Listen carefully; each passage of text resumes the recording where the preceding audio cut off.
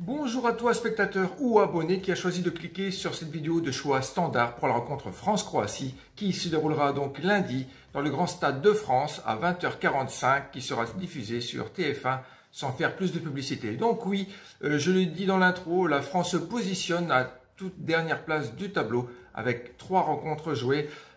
C'est une défaite de nul et ce qui nous fait malheureusement 2 malheureux petits points. Oui, nous sommes un peu à la traîne, mais c'est que petit détail.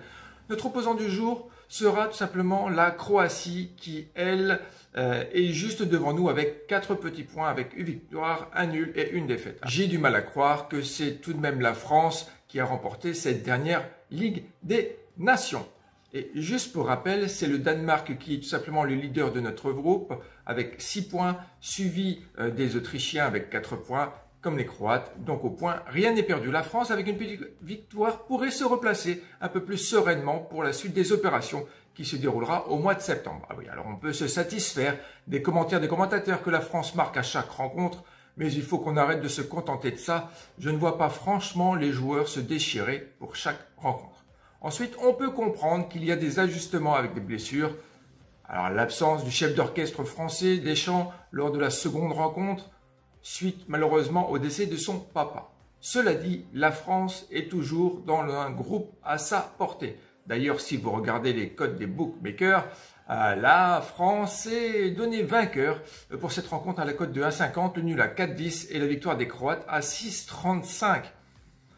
Juste pour rappel, lorsque les Danois l'ont remporté lors de la première rencontre au Stade de France, leur cote était à 6,75.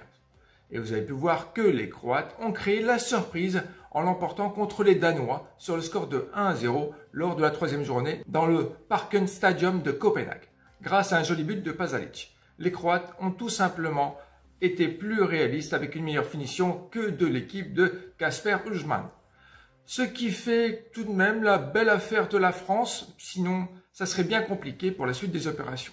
Air de rien. Je vous rappelle tout de même qu'il y a 2 ans, on avait déjà les Croates dans notre poule et on l'avait remporté chez nous sur le joli score de 4-2. Alors, pour rappel, un but de Griezmann et une passe D, un but de Likakovic, avec suite à un tir de Martial qui lui avait été auteur de 2 passes D lors de cette rencontre, un but de Upamecano et le pénalty transformé par Olivier Giroud. Alors franchement, Olivier me manque un peu quand même, de part de sa taille, ses contrôles de balle, je trouve un peu triste qu'il n'a pas été retenu. En même temps, il n'y a plus de place pour tout le monde, n'est-ce pas? Mais il y a une semaine, on est resté sur le score de 1 partout en terre croate. Je partirai effectivement pour une victoire française, mais avec au moins 2 buts au compteur, ce qui nous fait un prono. La France gagne avec au moins 2 buts ou plus. La chaîne misera la somme de 20 € à la cote de 1,65. J'ai bon espoir que Benzema retrouvera Mbappé avec un petit truc en plus, un peu de grinta de réussite pour la finition devant les buts.